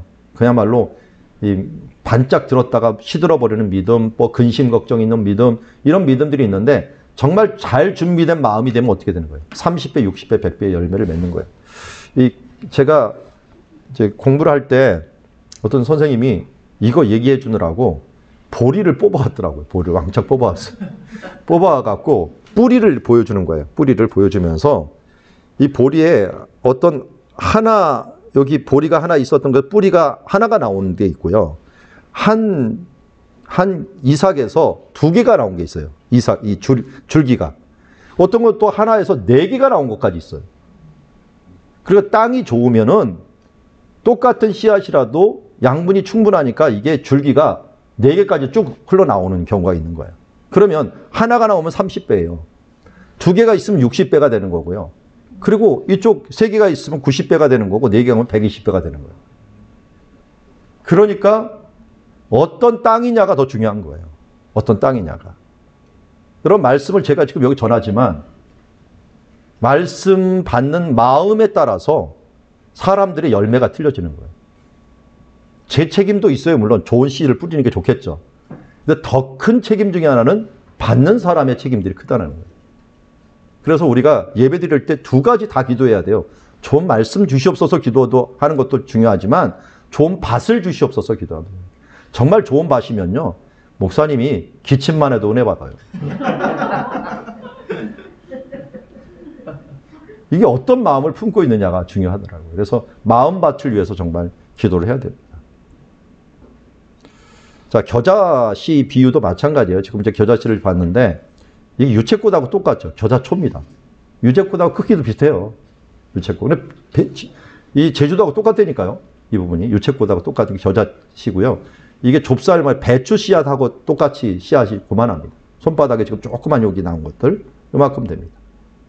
그래서 겨자씨라고 하는 이 작은 믿음의 상징이고 이만한 믿음이 있더라도 하나님께서 이 산을 명하여 저기로 옮겨지리라 할 것이고, 또 겨자씨가 작은 것이로되 땅의 씨보다 더 작은 것인데 나중에 뭐가 됩니까? 자라서 공중의 새들이 그 가지에 깃들인다. 워낙 크니까 풀섭에 깃들이듯이 새들이 여기다. 나무가 별로 없어요, 갈릴리는. 사실은. 그거보다는 풀이 더 많은 지역이기 때문에 여기에 깃들인다 하는 걸 알 수가 있습니다. 자, 그리고 뭐 비유 중에서 좋은 것과 나쁜 것이라고 하는 물고기도 얘기 나오죠. 우리가 잘 아는 것처럼 비늘과 지느러미가 있으면 좋은 것이고 그렇지 않은 것들은 나쁜 것. 그러니까 뭘 안 먹겠어요? 우리나라 같으면은 메기 같은 거 안 먹습니다. 갈릴리에 메기 진짜 많습니다. 이만한 메기들이 정말 많아요. 이거 몰려오면은 뭐 빵 주면은 메기가 반은 오는 것 같아. 이런 붕어들은 별로 없고 메기가 되게 오고. 왜 이걸 안 잡으니까? 이 사람은 안 먹으니까. 어떤 사람 낚시 광인 어떤 집사님인가 장모님이 모아갖고요. 빵을 주는 척하면서 그 수건을 살짝 내리더라고요. 이걸 텁썩 물으니까 탁 낚아채더라고요. 그럼 모자를 싹 벗어갖고 탁 잡던데 잡으면 뭐합니까? 먹을 수가 없는 거. 그냥 놔줬지 뭐. 그냥 낚시꾼들은 뭐 잡는 맛이니까 그렇게라도 하더라고요. 그만큼 메기가 많습니다. 여기에. 그러니까 이게 나쁜 고기라고 생각을 하고서 안 먹어버리니까 그렇죠. 자, 예수님께서 이제 처음으로 2년차 때 이 데가볼리 지방으로 갑니다. 근데 데가볼리 지방에 전파한다는 말이 나오는데 이건 군대 실는 자가 데가볼리 전파한다는 했는데, 그런데 성경에서 뭐냐면 건너편 가다라 지방이라고 얘기를 해요. 그러니까 가다라 지방이라든지 데가볼리가 뭐예요? 똑같다는 거죠, 뭐. 근데 가다라 지방이 또 거라사 지방하고 똑같다는 거예요. 또 거라사인의 땅이라고 또 얘기를 하는 거예요. 물론 요거하고 요거를 서로 연결했는데 가다라는 뭐냐 그러면? 가다라는 여러분들 한번 입체지도 보면은 여기 갈릴리가 있으면요. 요 옆에 가다라가 있어요. 가다라. 갈릴리 바다 남동쪽이죠. 보입니까? 가다라라고 쳐보세요. 갈릴리 바다 남동쪽에 가다라라고 있죠. 거기가 또 큰 도시 중에 하나예요. 그러니까 그 도시를 기준으로 잡을 거냐 아니면 거라사로 지방을 잡을 거냐 하는 거예요. 여기 또 못 찾은 목사님. 찾으십니까? 예. 자, 이렇게 이름을 다양하게 부른다는 것만 우리가 알아두시고, 이 모자이크가 하나 발견됐고 또 배가 발견돼 갖고 여기 노가 3개라는 걸 발견이 됐어요. 이쪽에. 그럼 이쪽에도 몇 개겠어요? 당연히 3개겠죠. 제자들이 몇 명이에요? 6명. 여기 6명이고 12명이죠. 6명. 그러니까 딱 보면은 2교대 하면 딱 맞겠더라고요. 2교대 하면 딱 맞고, 제자들도 대부분 뭐예요? 어부 출신이잖아요. 그러니까 그것도 배 주인 출신이에요. 주로. 그러다 보니까 배 좀 빌리자 그러면 서로 빌려갖고 아마 하지 않았을까 생각을 하게 됩니다. 하여튼 그래서 이 왔다 갔다 잘하게 만들었는데, 문제는 이 왕년에 내가 최고다라고 생각했던 사람들은 예수님 골탕 먹이기 시작합니다. 그래서 예수님 가끔 가다가 우리가 잘하는 걸 못하게 만들어요. 내가 제일 잘한다고 하는 그거 정도는 주님 힘 의지하지 않아도 안 합니다 하는 것 때 그때 풍랑을 일으켜버립니다. 제자들도 어찌할 수 없어갖고 예수님 안 깨우려고 했죠. 왜? 예수님 목수 출신인데 뭘 바다에 뭐하러, 나보다 모르는데. 그러니까 나중에 안 되겠으니까 예수님을 택하는 거예요. 그러니까 이해할 수 없이 자기 것들을 막 낮추시고 결국 예수님께 구하게 만들게 되는데요. 이 바다는 세상을 의미하는 이 의미가 굉장히 강합니다. 세상. 그래서 사람 낳는 어부라는 것은 세상에서 구원한다라고 하는 뜻을 갖고 있고요. 세상에 풍랑이 일어날 때 사람은 할 수가 없는데 예수님이 잠잠케 하는 거예요. 세상의 풍랑을 잠잠케 다스리는 분이다라고 하는 부분들을 우리가 알려주고 있는 거죠. 그래서 여기 그 바이킹처럼이라고 제가 써놨는데요. 예수님과 타면은 우리가 결론적으로는 안전하잖아요. 여러분 바이킹 타면서 가끔 오줌 지리는 사람들 있고 힘들어하는 사람들인데 왜 그런지 모르겠어요. 그거 뒤집어지지 않잖아요. 그 즐기라고 타는데 왜 그거 갖고 힘들어갖고 막 토하고 난리를 치는지 모르겠어요. 물론 뭐 멀미할 수는 있겠죠. 그렇지만 여기 있는 배들 한번 생각해 보세요. 예수님이 함께 타면은 이들의 믿음이 100이라고 생각해 봅시다. 배를 이걸 어떻게 탔을까요? 믿음이 100이면 즐겼을 거예요. 이거 뭐 절대로 침몰하지 않아. 그럼 어떻게 할까요? 즐기죠 뭐. 즐겨버리는 거예요. 그런데 의심되는 사람 어떻게 할까요? 의심되는 사람. 이것 때문에 막 낙심이 돼갖고, 여기 또 누가 그렸더라? 이거 빛의 화가가 누구죠? 그 사람이 그렸는데, 여기 예수님이 있으면 예수님을 쳐다보는 사람이 있고요. 낙심해갖고 토하는 사람이 있고요. 자기 힘으로 뭔가 해보려고 하는 사람. 이 세 부류가 있어요. 우리는 어느 부류입니까? 뭔가 해보려고 합니까? 막 토하고 있습니까? 아니면 예수님 어떻게 좀 해봐 주세요 하며 쳐다보는 사람이고. 이게 화가들도 생각이 있더라고요, 다. 그래서 이렇게 그려놨어요. 그런데 자, 우리가 환난을 당했을 때 하나님이 임마누엘로 내가 함께 하신다라고 했으니까, 분명히 합력하여 선을 이루신다고 했으니까 우리가 어떤 태도 취하면 돼요? 바이킹 타는구나. 이거 뭐 한번 환난이 일어났으니 또 한번 올라갔으니 내려가겠네. 또 한번 조금 있으면 위험하니까 또 평안도 오겠네. 그래서 저는 어려울 때 항상 외치는 소리가 있어요. 무슨 축복을 주시려고. 무슨 축복을 주시려고. 이렇게 외치면 좀 마음이 가다듬어집니다. 왜냐하면 하나님께 분명히 약속했잖아요. 예수님께서 이 성경으로 하나님을 사랑하는 자 그 뜻대로 부르심을 입은 자들에게 모든 것이 합력하여 선을 이룬다고요. 합력하여 선을 이룰 건데 내가 왜 걱정을 해? 하나님께서 하신다고 했는데 믿음으로. 그럼 환난을 즐겨야죠. 뭐. 피할 수 없으면 즐기라고 하는데 그게 힘들죠. 힘들긴 하지만 우리 의지적으로 그렇게 해야 된다. 의지적으로 하나님 앞에 선포하면서 하나님 큰 축복을 주시려는가 보다 하면서 그렇게 기대하면서 이 고대하면서 나가는 거죠. 그래서 이 제자들도 어떻게 보면 이때까지는 믿지 못한 거죠. 믿지 못하니까 이런 일들이 발생하게 됩니다. 그래서 우리가 죽게 된 것을 돌보지 아니하시나이까 하면서 외칠 수밖에 없었던 겁니다. 가다라 지방에 도착을 했습니다. 했더니 무덤 사이에서 이 2명이라고 했고 마가복음에서는 1명이라고만 초점을 맞춥니다. 누가 나오냐면 귀신 들린 사람이 나왔어요. 자, 그 무덤이 여기 무덤 사이라고 나와 있죠. 헬라어는 n이라고 나와요. n. 요건 in입니다. in. 뭐뭐 안에서. 그리고 우리는 안에서 나온다고 말하면 이상하잖아요. 무덤에서 갑자기 안에서 뭐 퐁 튀어나온다. 이걸 이해하지 못하니까 번역을 사이라고 해놓은 거예요. 사이라고 해놨는데 원래는 무덤에서 나오는 거예요. 이렇게. 여기서 살았던 귀신 들린 사람이 무덤에서 사는 거예요. 예수님의 제자들이 이 저녁 가까이 됐는데 이렇게 온 거예요. 그런데 갑자기 깜깜하고 어두운 곳에서 귀신 들린 사람이 콱 튀어나온 겁니다. 이렇게. 그러니까 제자들은 옆에서 놀랐겠죠. 난리가 났을 거예요. 이게 귀신 들린 사람이 왔으니까. 근데 예수님만 멀쩡하셨어요. 왜? 알았어요, 이미.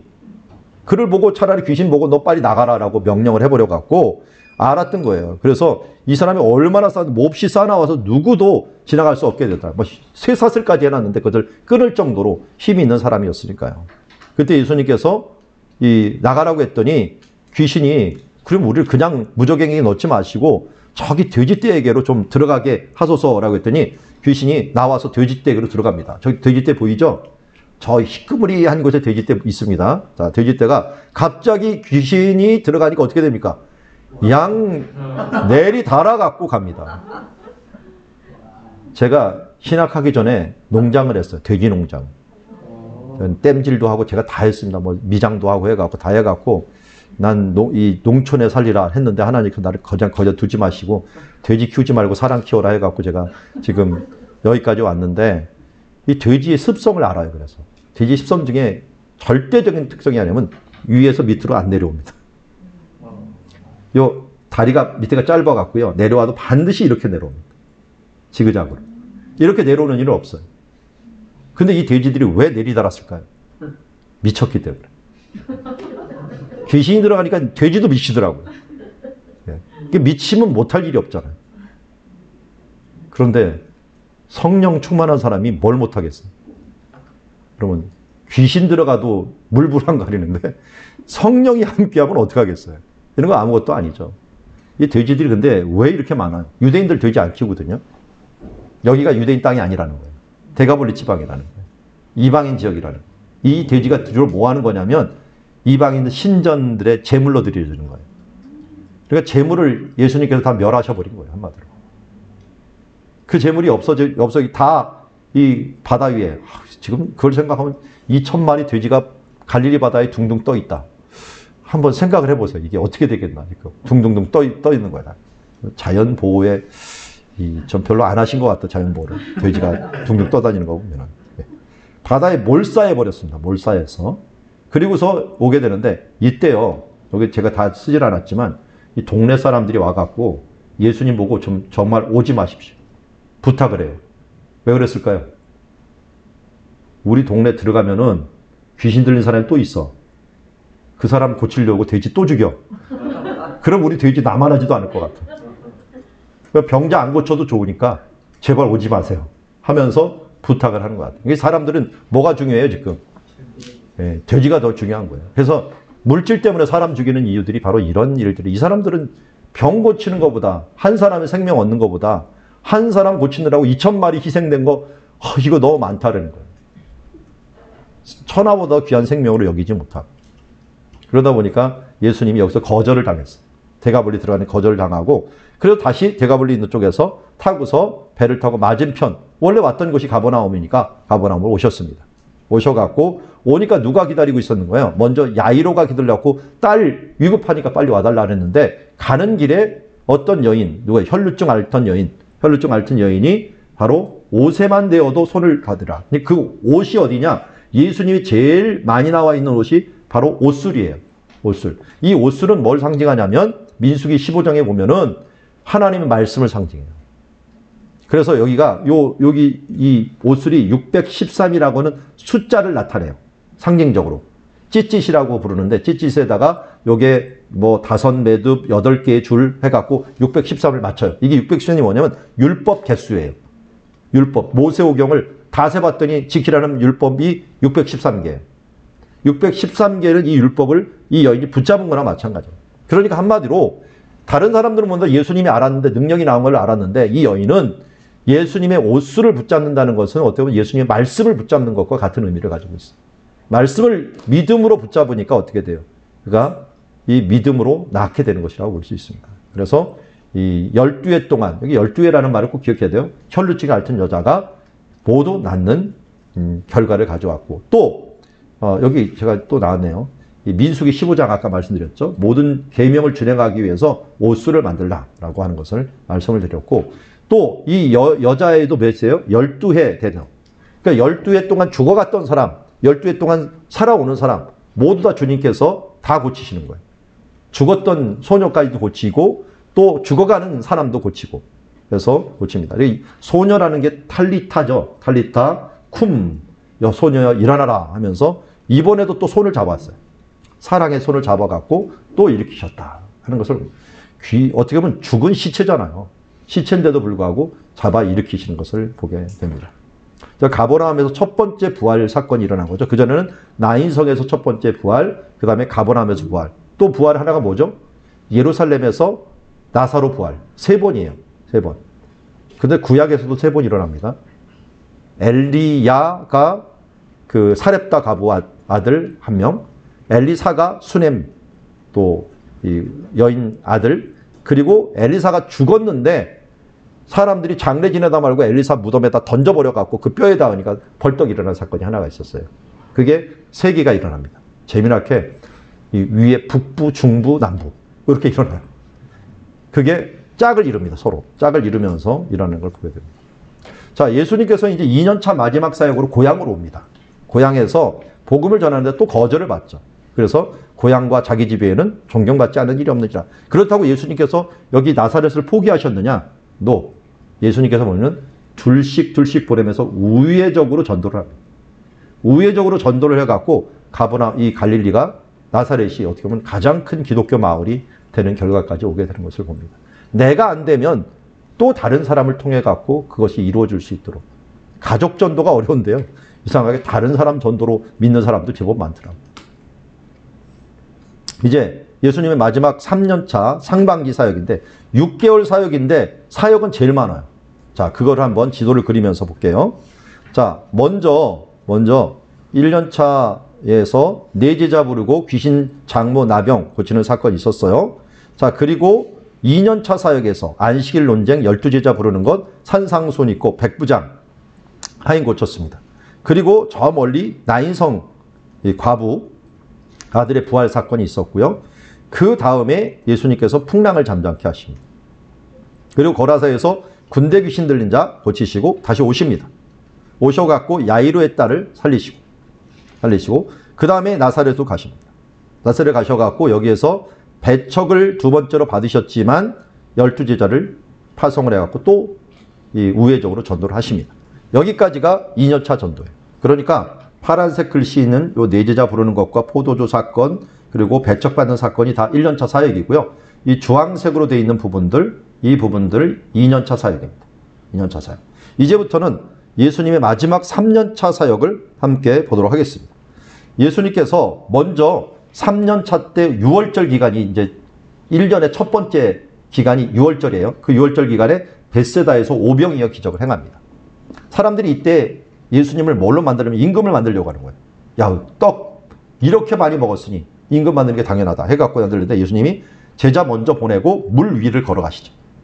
물 위를 걸어가시고 또 가버나움을 들리셔요. 들렸다가 이제 게네사렛 가셔갖고 여기에서 이 예수님 제자들이 손 씻지 않고 먹었다 그래갖고 이들이 뭐라 그러니까 너희들이야말로 정말 율법을 안 지켰다 하면서 고르반 얘기를 하면서 책망을 하십니다. 그리고 나서 어디로 가시느냐? 저 멀리 두로 지방으로 가셨다 그랬어요. 두로가 아니에요. 두로 지방에 갔는데 전통적으로 두로가 아니라 사렙다 가부가 있었던 사르밧으로 갔던 것으로 봐요. 여기에서 시리아의 베니게라고 해서 수로버니게라 그랬죠. 시리아의 베니게 여인의 딸을 고치시죠. 귀신 들린 것을 고치시고 예수님 그 다음 어디로 가셨다라면 데가볼리 지방으로 가셨다 그랬어요. 데가볼리 가려면 이쪽으로 내려간 게 아니라 성경에 보면 두로를 지나고 시도니로 올라갔다 그랬거든요. 그럼 삥 도는 것밖에 없어요. 돌아온다면 이렇게 돌아왔고 다메섹 있는 근처를 돌아가고 온 거예요. 와갖고 여기에서 칠병이어 기적을 행하십니다. 여기는 유대인이에요. 이쪽은 이방인이에요. 데가볼리. 이방인 지역에서 칠병이요, 유대인 지역에서 오병이요. 이렇게 행하십니다. 여기서 물론 그 앞에 에바다 기적도 있었어요. 에바다. 벙어리 입을 열게 하시는 것들. 그리고 또 와갖고 막달라 지방으로 옵니다. 달마누다 지방이라고 불리기도 했어요. 여기서 요나의 표적밖에는 보일 것이 없도다 라고 해서 표적을 보여주는 사람에게 이 말씀을 하시고 여기서 배를 타고 벳세다 들녘으로 갑니다. 벳세다 지역으로 가실 때 뭘 말씀하냐면 너희가 누룩을 조심하라. 바리새인과 사두개인의 누룩을 조심하라 하고 도착해서는 누구를 고치시냐? 맹인의 눈을 뜨게 하십니다. 맹인의 눈을 뜨게 하시고 여기서 다시 위쪽으로 올라서 가이사라 빌립보로 가십니다. 여기에서 주는 그리스도시요 살아계신 하나님이다라고 하는 신앙 고백을 베드로에게 받으시고 산에 올라가십니다. 변화산. 거기서 변화산으로 별세하실 것에 대해서 말씀을 하시고 그 다음에 여기서 또 갈릴리 지역을 쭉 내려오셔갖고 마지막 가버나움에 오셔서 반세계를 받는 사람들에게 베드로 보고 고기를 잡으라 그랬고 한 세겔짜리 너를 위해서 나를 위해서 반세겔을 드려라 하면서 반세겔을 주고 그 다음에 갈릴리로 사역을 끝나시고 예루살렘으로 오십니다. 이 한 지도가 예수님의 갈릴리 사역을 다 그려주고 있습니다. 3년 사역. 3년 사역. 물론 여기는 초록은 6개월 사역입니다. 그리고 여기는 1년 거의 사역들을 기록하고 있는데 아마 2년 반 정도가 되네요. 2년 반 정도의 사역을 한꺼번에 그려지고 있고 또 여기 1년 차대는 조금 앞에 또 있어요. 있기 때문에 그냥 뭐 3년이라고 생각하면 좋을 것 같습니다. 그래서 3년 사역 요거 하나만 그리면 되니까요. 여러분 이것도 과제로 내면 금방 외우는데 여러분들이 과제가 안 되기 때문에 누구한테 가르쳐 주십시오. 가르쳐 주면 그리면서 내가 알아야지 가르쳐 줄 거 아니에요. 그러면 마음에 새겨질 것입니다. 한번 생각을 해보세요. 평생 말씀 가르칠 거 아니에요. 평생 성경 가르칠 건데 이 흐름도 순서도 모르고 가르친다면 이게 희미한 복음을 가르치는 거와 비슷해요. 그래서 저는 이거 이제 신대원에서는 반드시 시험 문제 냅니다. 그러면 뭐 반드시 해오죠, 사람들이. 요새는 시험 문제를 못 내니까 이게 온라인이라서. 그래서 요새는 어떻게 하는지 아세요? 영상 강의에서 제출해 주세요. 자기가 영상 강의한 걸 제출하는 게 저는 숙제예요. 그 시험이에요. 그러니까 그 나름대로 효과가 있더라고요. 한번 자기가 가르쳐 보잖아요. 뭐 PPT 막 쓰면서 막 가르쳐 보니까요. 이걸 그 전부터 했거든요.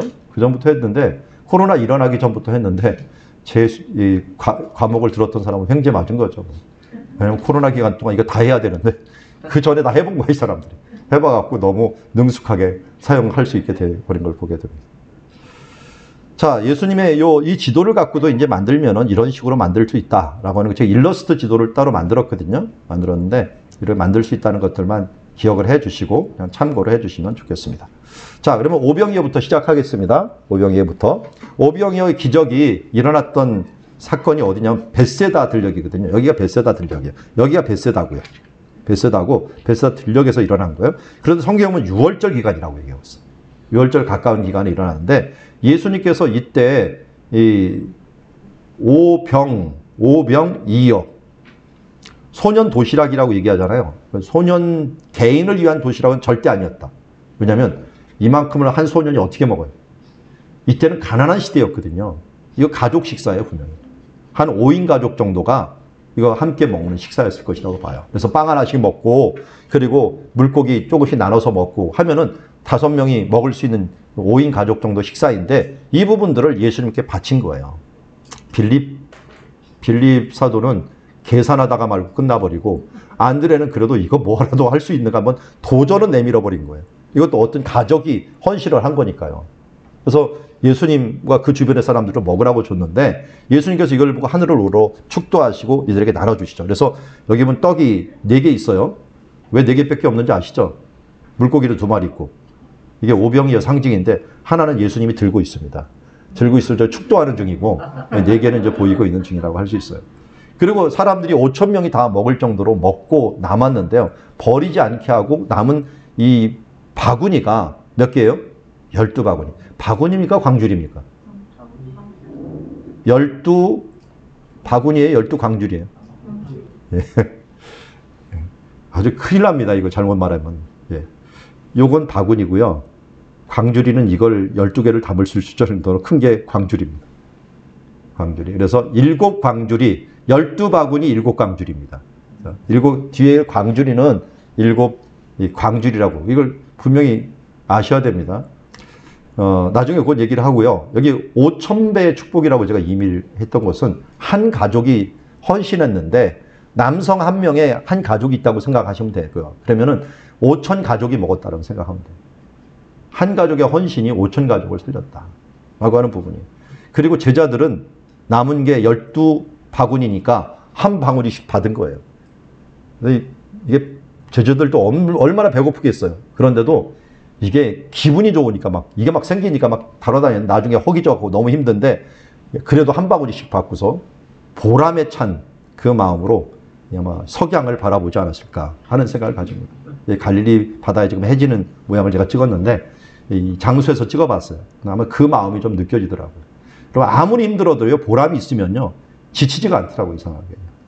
지금 제자들이 아마 그런 보람의 바구니를 딱 들고 땀을 삐질삐질 흘리면서 이 공짜라고 막 달라지는 사람 배불리 먹여주고 나서 남은 것들을 바라보면서 참 대단한 그 마음을 얻었고 사람들도 술렁술렁거리면서 이분이 누구냐 하는데 이게 사실은 뭐 하는 거였어요? 성찬식이에요. 딱 1년 전이에요. 최후의 만찬 1년 전. 예수님께서 그래서 일부러 자기가 떼신 거예요. 이거 떼는 게 얼마나 힘들었겠어. 몇만 번을 떼야 되는데 이거. 그냥 있으라 그러면 끝인데 이걸 직접 떼신 거는 자기 몸을 떼는 성찬식과 같은 예식이었다 하는 걸 알 수가 있습니다. 자, 그리고 예수님을 자꾸만 임금으로 삼으려고 하니까 제자들을 먼저 보내고 예수님 산 위로 갔어요. 그런데 예수님이 저녁 때 제자들이 바람이 거슬림으로 물결로 말미암아 고난을 당하고 있었어요. 그러니까 제자들은 어부 출신이잖아요. 근데 이상하게 예수님이 꼭 골탕을 먹이기 위해서 바람 부는 때만 보내. 이게 보면 저녁이 되면 바람이 불어요. 그러면 잘 다니면 안 돼요. 너무 위험하기 때문에. 근데 보내놓고도 예수님은 저 멀리 가 있네. 그래갖고 어쩔 줄 모르니까 예수님이 걸어오시는 걸 보면서 깜짝 놀란 거죠. 그래서 예수님의 그 사역 중에서요, 절대 안 한 게 하나가 있어요. 뭐냐면 자기를 위한 건 안 해요. 40일 금식하고도 자기 위한 건 안 먹어요. 그래서 다른 사람들이 하루 굶어도 배고플까봐 5병의 기적을 막 해주고 7병의 기적을 해줘요. 그래서 자기는 배고플 때 안 해줘요. 예수님이 그렇게 고통스러운 사람들을 병을 많이 고쳤어도 자기는 십자가에 죽어가는데 자기를 위한 이적은 하나도 행하지 않아요. 그래서 예수님의 사역을 보면 절대 자신을 위해서 자기 능력을 사용하지 않습니다. 이게 철칙인데 이건 왜 하셨을까요? 무리를 왜 걸었을까요? 여기도 마찬가지죠. 제자들을 믿게 하기 위해서. 제자들에게 바람과 풍랑을 다스리는 예수님이라는 걸 그전에도 보여줬지만 그분을 믿게 하시는 거예요. 그래서 베드로도 예수님 바라볼 때는 안 빠졌지만 바람 바라보고 풍랑 바라보니까 빠져버렸죠. 이 세상이라 그랬죠, 세상. 우리가 언제 세상에 빠져요? 예수님 안 바라보고 주변 바라보면 빠져버리는 거예요. 문제를 풀 때 문제에 속으면 안 됩니다. 문제 뒤에 내는 의도자를 알아야 돼요. 출제자의 의도를 알아야 되는데 그 사람을 바라봐야 되는데 문제를 자꾸만 바라보니까 문제에 빠져버리는 것들을 보게 됩니다. 자, 이렇게 벳세다에서 이제 가버나움으로 오셨는데 여기 오시자마자 사람들이 예수님 분명히 여기 있었는데 없는 거예요. 그래서 뛰어갖고 왔습니다. 이때는 뛰어도 올 수가 있어요. 다리가 있으니까. 뛰어갖고 예수님을 만난 거예요, 드디어. 그러면서 예수님을 찾아왔는데 예수님이 너희가 떡을 본 거로 왔구나 하면서 이렇게 얘기합니다. 그래서 내가 곧 생명의 떡이로다 라고 하면서 예수님이 생명의 떡이라는 걸 알려주고 이 물질적인 떡이 아니라 생명의 떡이라는 걸 분명히 얘기했는데 이거 설명하니까 사람들이 어떻게 해요? 제자 중에 많은 사람이 떠나가 버려요. 여전히 물질적인 것들, 보이는 것들을 추구했던 사람들 다 떠나가 버려요. 떠나가고 이제 남은 제자들 정말 영적인 것들을 추구하는 제자들이 남아있는 것을 보게 되고 왜 생명의 떡 얘기를 하냐면 오병이어 기적이 결국 뭘 얘기하려고 하는 겁니까? 예수님이 생명의 떡이라는 걸 얘기하려고 했던 거예요. 그럼 마태, 마가, 누가는 공관복음을 썼는데 요한복음은 마태, 마가, 누가가 쓰지 않은 걸 주로 썼어요. 그런데 이상하게 똑같은 것을 갈릴리 사역에서 오병이어 기적은 요한도 써요. 뭘 추가를 하냐? 해설을 추가를 해요. 해설을. 사람들이 자꾸만 오해를 하는 거예요. 먹는 것만 자꾸만 초점 맞추는 사람들에게 예수님이 원래 의도는 생명의 떡이라는 걸 알려주는 거다. 만나가 내리는 것들이 바로 그림자 사건인데 너희가 그 만나를 먹어도 광야에서 죽었거니와 나를 먹는 자는 영원히 죽지 않을 것이다 라고 말하면서 예수님이 이 땅의 생명의 떡이요 이 성막에서 진설병이 있잖아요. 진설병과 같은 그런 분이 바로 예수님이시다 라고 하는 부분들을 우리에게 알려주고 있는 것입니다. 그리고 나서 예수님께서 게네사렛으로 넘어갑니다. 넘어가고 여기서 바리새인들과 서기관들이 예루살렘에 와갖고 또 왜 장로들의 전통을 전하느냐, 왜 먹을 때 손을 씻지 않느냐라고 하는 거예요. 지금도 가면요 유대인들이 손 씻는 거 보세요. 이게 통곡의 벽인데요. 손 씻는 요 그릇이 생긴 게 이렇게 생겼어요. 왜 손잡이가 둘이죠? 깨끗하려면 손을 둘어야 돼요. 자, 생각을 해보세요. 하나를 잡고 손을 이렇게 씻었어요. 그러면 요 깨끗한 손이죠. 그럼 여기로 잡으려면 어떻게 돼요? 똑같은 잡으면 더러운 것을 또 잡아. 그럼 또 더러워져. 그럼 이거 씻고 나서 또 해. 이게 안 되잖아요. 그러니까 손잡이가 두 개 해야 돼요. 이거 물통에 다 씻고 깨끗하게 씻고 이거 부른 다음에 깨끗한 쪽을 하나 짚는 거예요. 그리고 더러운 손이니까 이 부분도 씻어갖고 깨끗하게 만드는 거예요. 그래서 거룩을 위해서는 손잡이가 두 개 해야 됩니다. 그럼 대단하죠, 이 사람들. 현재까지도 대단해요. 현재까지도 대단한 걸 봅니다. 그래서 여러분 통곡의 벽 가면은 화장실 가면 이거 있고요. 여기 물 앞에 보면 다 이거 있어요. 신기하면 한번 찍어 오십시오. 제가 찍어 온 건데. 자, 이렇게 손잡이가 둘인 걸로 이렇게 해준다. 그만큼 거룩을 추구하는 사람인데 바리새인들이 왜냐면 제자들이 그렇게 안 한다는 거예요. 손을 안 씻는다는 거예요. 근데 이게 전통이죠, 전통. 그래서 예수님이 아니 너희들은 고르반 제도 가지고 부모 공경을 어겨놓고서 이게 중요하냐 하면서 예수님께서 그들을 핀잔을 주게 되죠. 그리고 나서 그들하고 더 이상 부딪히기 싫어갖고 어디로 갑니까? 두로 지방으로 간다 그랬어요. 두로 지방. 두로 지방이니까 두로가 있는 이 지방을 얘기하겠죠. 두로 지방. 갔습니다. 갔는데 여기에서 주로 이제 사르반 있는 지역에서 수로보니게 여인을 만났다 그러는데 만나갖고 그를 고쳐주는 것이 곧 엘리야 때 부활이 있었던 사건하고 같이 겹치게 됩니다. 부활이 있던 장소를 예수님이 꼭 들리게 되는 것을 보게 되고요. 여기서 이 수로보니게 여인이 뭐라고 얘기합니까? 내가 자녀의 떡을 취해갖고 개들에게 주는 게 마땅치 않다 그랬더니 올소이다마는 상 안에 있는 개들도 아이들이 먹던 부스럭이라도 먹나이다. 이거 뭘 달라는 거예요?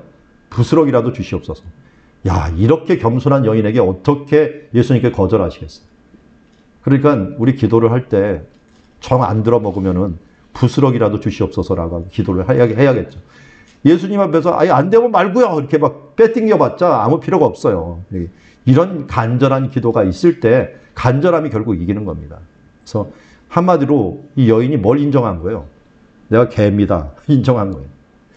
이 여자니까 뭐라고 해야 될까요? 개 뭐라고 해야 되겠죠? 개집 연자를 쓰면은 그렇게 되겠죠? 이 개도 제가 갈릴리에서 찍어온 개입니다. 이게 우리나라 개가 아닙니다. 일부러 강의를 하다 보니까 개가 필요해. 그래갖고 갈릴리 바다 가갖고 식당에서 개를 초청을 해갖고 먹이갖고 이렇게 좀 꼬신 다음에 사진을 한번 딱 찍어갖고 가져온 개입니다. 자, 그 다음에 예수님께 어디를 돌았느냐 봤더니 이런 식으로 돌아요. 두로를 가고 두로 있는 데서 아마 사렙다를 간 것 같아요. 여기에서 수로보니게 여인 고치고 여기 시돈 지역을 지났다 그랬거든요. 그러니까 올라면은 건너는 지역이 있어요. 산을 넘으면 이게 레바논 산맥을 넘는 거거든요. 넘으면은 다메섹 근처가 있는데 저는 아마 바울의 회심교회 있는 데를 들렸을 것이라고 봐요. 바울이 회심했던 그 지역들 들려갖고 예수님께서 이 데가볼리 지역을 해갖고 가다라 하마가델이라고 하는 지금 남아있는 가다라 지역 근처로 내려와갖고 갈릴리에 이르게 된 것을 봅니다. 이게 이제 이쪽에 갖고 내려와갖고 이쪽 지역에 있는 거죠. 여기서 이제 칠병이어가 일어나게 되는 거죠. 칠병이어는 우리가 잘 아는 대로 물고기 2마리에다가 7개의 떡을 가지고 4,000명을 먹이신 거죠. 근데 잘 보면 오병이어 조금 저기 해놓고서 왜 또 칠병이어냐라고 하는데 이게 완전히 틀려요. 유대인 지역과 이방인 지역이에요. 지역이 틀려요. 그리고 잘 보면은 물고기 2마리는 똑같아요. 근데 물고기를 익투스라고 부르죠. 여러분, 익투스 약자가 뭔지 아시죠? 익투스라고 부르고 그런데 여기 보면 광주리하고 바구니가 틀려요. 아까 말씀드렸어요. 12바구니, 7광주리. 잘 보니까 12사도고요. 여기는 7 집사님 생각이 나요. 이방인 사역은 누가 했느냐? 12사도가 한 게 아니라 7 집사님이에요. 특별히 스데반 집사님이 아시아 회당에서 하다가 스데반 집사님 뒤를 이은 사람이 누구예요? 그가 순교하면서 기도해버렸잖아요. 그 뒤를 이은 사람이 사도 바울이잖아요. 그러니까 7 집사님 대를 이은 게 사도 바울이라고요. 이방인 사역을 하고. 그리고 12사도는 유대인 사역을 하고. 그런데 남은 게 누가 많아요? 당연히 이방인 사역이 많죠. 칠병이어가 훨씬 많습니다. 여기 있는 광주리라고 하는 표현은 이건데요. 이 사도 바울이 광주리 타고 도망갔다 그랬잖아요. 그때 용어하고 똑같아요. 그 광주리에 사람 하나 들어가는 곳이. 사람 하나 들어가요. 그러면 여기에 뭐 12바구니 다 집어넣어도 되죠. 훨씬 더 많은 이방인의 사역이 있었다. 국내 사역보다 국외 사역이 훨씬 풍성했더라. 라고 하는 부분들을 알려주는 거죠. 자, 익투스라고 하는 거 우리가 좀 용어 배우신 분은 알죠? 예수, 그리스도, 하나님, 아들, 구세주. 요게 앞에 약자를 따갖고 익투스라고 하는 표현이 써갖고 물고기라는 뜻을 갖고 있죠. 그래서 로마 바켓 때 이렇게 써갖고 물고기 모양으로 하는 것은 신앙 고백이에요. 예수 그리스도는 하나님의 아들이요 내 구세주임을 믿습니다. 이 신앙 고백 공동체가 초대교회였어요. 초대교회는 그러니까 건물 공동체가 아니었고요. 조직이 아니라 이 신앙 고백 공동체였다니까요. 이것 때문에 그들이 흔들리지 않았던 것을 보게 됩니다. 자, 여기가 이제 끝나고서 이 아래쪽이 칠병이어 끝나고 배를 타시고 왔는데 달마누다 지방으로 오셨다라고 합니다. 여기 왔더니 또 몇 사람들이 뭐래? 표적도 구해달 표적. 맨날 얘네들은 표적이에요. 히브리어는 시작이 뭐냐면 동사부터 시작을 해요. 그러니까 제일 중요한 게 표적을 구하는 거예요. 표적을 구하는 거예요. 그래서 예수님께서 악하고 음란한 세대가 표적을 구하나 요나의 표적밖에는 볼 것이 없도다 라고 말씀하면서 요나의 표적으로 해서 근데 예수님이 죽어야 된다는 거죠. 한마디로 3일 만에 부활했지 너희가 알겠구나 하는 것이고요. 여기서 이제 떠나갖고 갑니다. 가는데 가는 길에 예수님께서 뭐라고 얘기했냐면 삼가 바리새인과 사두개인의 누룩을 조심하라 라고 하는 거예요. 이게 뭡니까? 바리새인과 사두개인의 누룩인데 이 부분들을 이렇게 보면 됩니다. 바리새인들은 우파에 가까워요. 우파. 말씀을 중요시 여기고 사두개인들은 좌파에 가까워요. 기도를 중요시 여기는 사람들이에요. 근데 말씀과 기도는 같이 가야 돼. 동전의 양면과 같은 것이거든요. 근데 이게 자꾸만 분리가 돼버리는 거예요. 사두개파 사람들은 전통을 만들고 형식주의로 자꾸만 가버리는 거예요.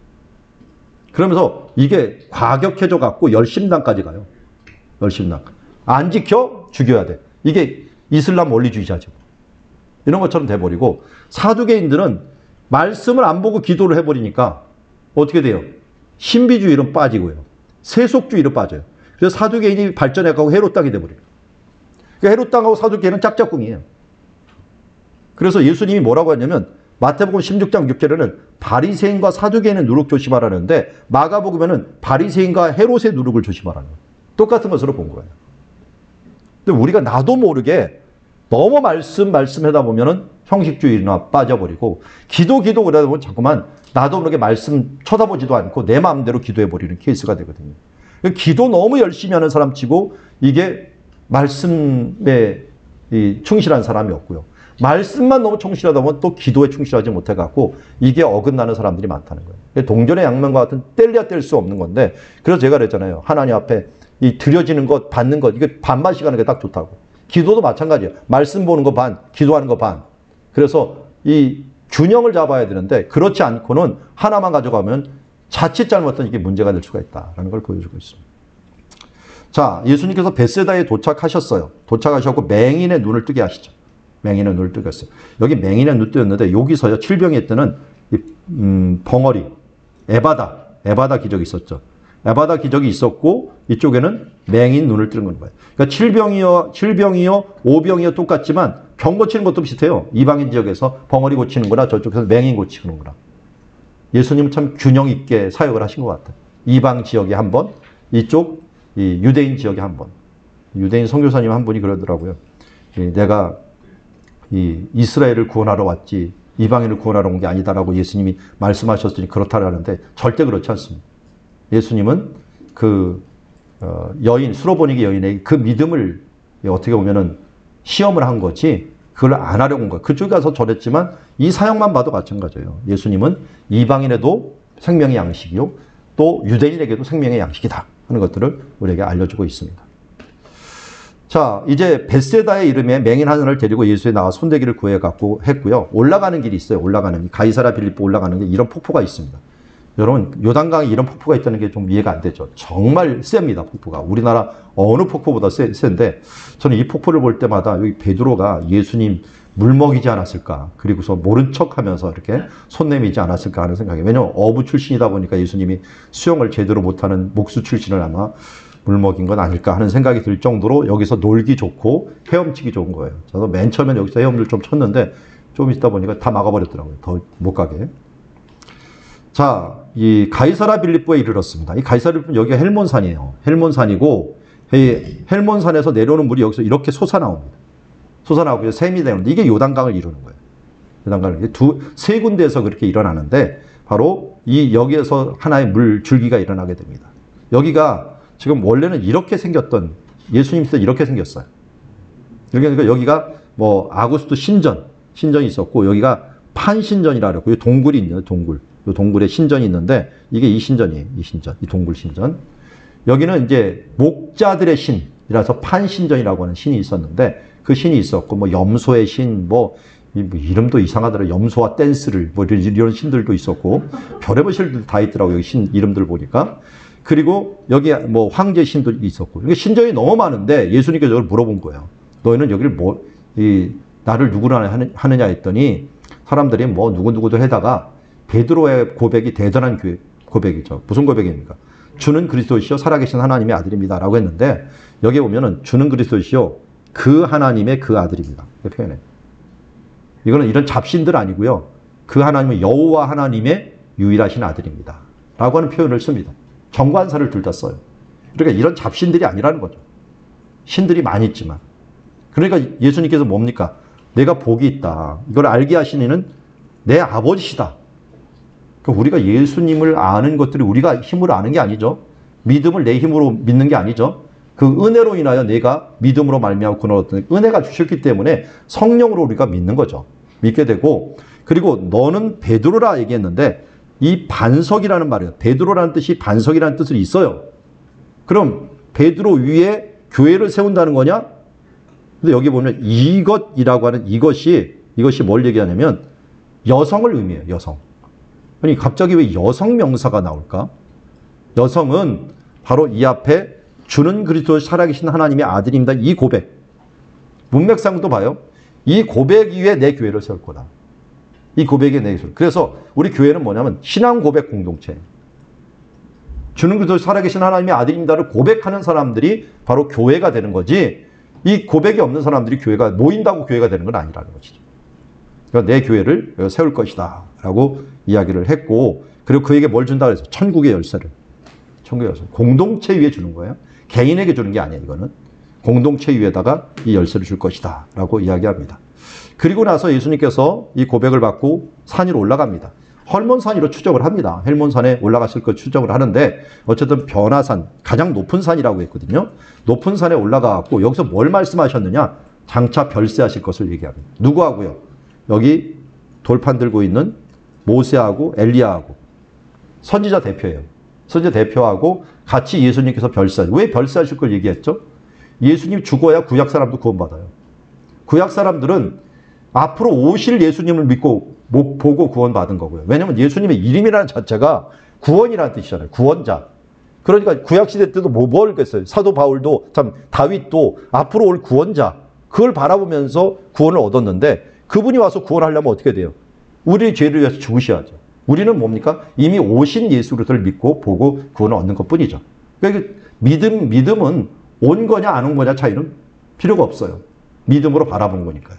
그래서 별세하실 것은 구약과 신약의 모든 구원의 완성이 되기 때문에 바로 이것을 읽고 여기서 본 것을 큰 위험을 보았다라고 얘기를 합니다. 그동안 제자들은 이 밑에서 귀신 들린 사람 고치지 못하고 난리를 치고 있는 거죠. 그럼 이 로마 교황청에 그려져 있는 그림인데 그림이 아니에요. 모자이크예요. 모자이크인데 이렇게 잘 그렸어요. 좀 대단하죠? 자, 그런데 이 사건이요. 뭘 의미하냐면 높은 산에 올라갔고 변형이 돼갖고 여기에서 별세를 얘기해갖고 지금 여기서부터 출발을 해서 어디를 가느냐? 시온산, 예루살렘을 갑니다. 그런데 여기에 가는 요 길이 헐몬산에서 시온산을 갑니다. 시온산을 가는데 여기 헐몬의 이슬이 시온산들에 내린 것 같도다 라고 표현을 쓰죠. 거기에 뭐가 있어요? 여호와의 복이 있고 영생이 있다. 예수님이 가는 이 길이 무슨 길이냐? 마지막 십자가의 길이. 십자가의 길을 가는데 이 가는 길에 하나님께서 이슬을 내려주는데 이걸 뭘로 표현을 하냐면 이렇게 돼요. 머리에 기름, 보배로운 기름이 아론의 수염에 흘렀다라고 해요. 수염 곧 아론의 수염에 흘러서 여기 기름 부음을 받았는데 이 수염에 흘러갔고 이 흘러서 옥깃에 내리는 이 모습이 그건 뭐와 같냐? 바로 헐몬의 이슬이 시온산에 내린 것 같고 이것이 영생을 가져온다라고 합니다. 이게 무슨 예식입니까? 대제사장 위임식이죠. 예수님이 지금 이 길을 왜 가는 거예요? 우리를 위한 대제사장으로 가는 거예요. 대제사장이면서 제물이 되기 위해서 가는 거거든요. 이 대제사장을 뭐라고 부르면 메시아라고 부릅니다. 기름 부음 받은 자.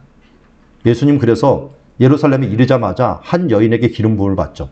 마리아가 향유옥합 300데나리온이라고 하는 것을 머리에 붓고 다리를 닦으면서 옥깃에 머리에서 이 수염을 따라서 이 발끝까지 내리는 그것을 닦아내는 그 여인의 모습이 어떻게 보면은 이 예언을 이루는 것과 마찬가지다. 그곳에 뭐가 있기 때문에 영생이 있음을 이루는 길이다 하면서 알려주고 있습니다. 그리고 예수님이 갈릴리 사역에서 마지막 사역은 뭐였느냐? 바로 반세겔 사역이었어요. 반세겔. 이 반세겔은 누가 내는 거냐면 반세겔을 내지 않느냐 했더니 이 출애굽기 30장에 보면은 사람들이 자기 생명의 속전을 위해서 반세겔을 내요. 그러니까 인구 조사를 할 때 생명의 값을 드리는 거예요. 이거 안 드리다 큰 코 다친 사람이 누구냐면 다윗이에요.